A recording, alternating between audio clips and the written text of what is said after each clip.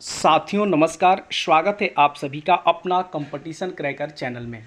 Friends, आप सभी को हमारे और हमारे टीम की तरह से आप सभी को दशहरा की हार्दिक हार्दिक बधाइयाँ और शुभकामनाएं। हमें उम्मीद है कि आप सभी लोग दशहरा का पावन पर्व आप लोग खुशियों के साथ, उमंगों के साथ बहुत ही अच्छे तरह से मनाएंगे। फ्रेंड्स, इसी बीच आपका एक पेपर के न्यूज़ में आपका एक न्यूज़ छपा हुआ है और स्पष्ट रूप से बातें कही गई है। एक नई बहाली के बारे में बातें कही गई है, जो आज आप सभी को इस नई बहाली के बारे में आपको रूबरू कराएंगे और स्पष्ट रूप से बताएंगे कि आखिर ये है क्या और इसमें क्या कही गई है। अब देख सकते हैं आपके सामने ये पेपर का कटिंग है और यहाँ स्पष्ट रूप से कहा गया है कि 19,263 विद्यालय सहायक और परिचारियों की होगी सीधी भर्ती। अब देख सकते हैं राज्य के माध्यमिक शिक्षा के तहत जिला परिषद एवं विभिन्न नगर निकायों के तहत स्वीकृत पद का 50% नियुक्तियां अनुकंपा से की जानी है। आप देख सकते हैं की जानी है।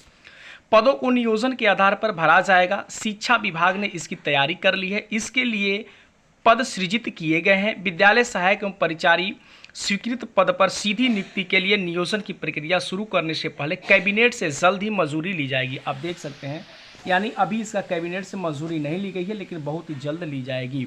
वर्तमान में इन पदों पर केवल अनुकंपा से नियुक्ति चल रही है। जानकारी हो कि प्रदेश के उत्क्रमित 6421+2 विद्यालयों में विद्यालय परिचारी और विद्यालय सहायक के पदों पर नियुक्ति का प्रस्ताव तैयार कर लिया गया है। यानी कहने का मतलब ये है कि परिचारी का और विद्यालय सहायक का जो पद था उस पर केवल अनुकंपा से पहले भर्तियां होती थी, लेकिन अब जो है केवल 50% भर्तियां जो है अनुकंपा पर होगी और 50% जो भर्तियां हैं वो सीधी जो है नियुक्ति होगी। यानी जो है एग्जाम बेसिस से हो या जिस भी आधार पर हो, लेकिन सीधी नियुक्ति करने की बातें कही गई है और इसके लिए बहुत ही जल्द जो है नोटिफिकेशन जारी होंगे। प्रत्येक उत्क्रमित स्कूलों में 2-2 परिचारियों और एक विद्यालय सहायक का पद सृजित किया जा रहा है।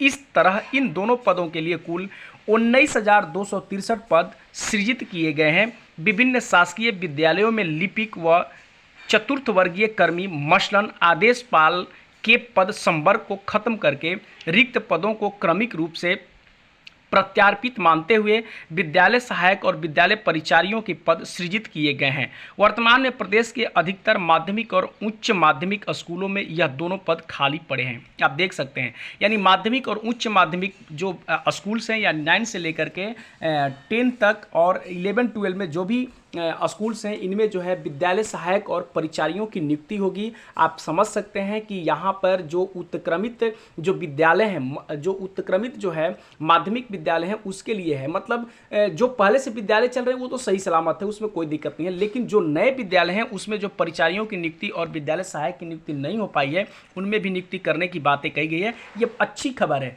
अच्छी खबर इस मामले में है क्योंकि 7th फेज के जो भी 9, 10 और 11-12 में जो भी शिक्षक बनेंगे अभी उनके लिए बेटर खबर है, क्योंकि स्कूल्स में परिचारी और विद्यालय सहायक होना चाहिए। क्योंकि जब भी आप क्लास लेने जाएं या कभी भी ऑफिस में बैठें तो आपको जो भी आवश्यकता पड़े उस आवश्यकता की पूर्ति करने के लिए यही 2 ऐसे पद हैं जो आपकी आवश्यकता को पूर्ति कर सकते हैं। जैसे आप जाते हैं किसी भी कॉलेज में तो आप अगर लेक्चरर होते हैं या प्रिंसिपल होते हैं या जो भी होते हैं, जब भी कोई आवश्यकता होती है, पानी पीने की आवश्यकता होती है, किसी भी चीज़ की आवश्यकता होती है या फोटोकॉपी कराने की होती है या कोई भी चीज़ मंगाने की आवश्यकता होती है, तो आप उन्हीं लोगों का प्रयोग करते हैं। जो विद्यालय सहायक और परिचारी होते हैं उन्हीं का आप लोग प्रयोग करते हैं, वो लोग प्रयोग करते हैं। उसी तरह से जो उत्क्रमित जो है माध्यमिक उच्च विद्यालय हैं, इनमें इनकी जो है अभी नियुक्ति नहीं हो पाई है, तो इसलिए वहाँ भी नियुक्त होना ये जरूरी है। क्योंकि जैसे ही शिक्षक लोग वहाँ पर नियुक्त होंगे तो वहाँ इनकी आवश्यकता होगी, क्योंकि अगर ये लोग नहीं रहेंगे तो हर तरह का काम में मुश्किलें खड़ी होंगी।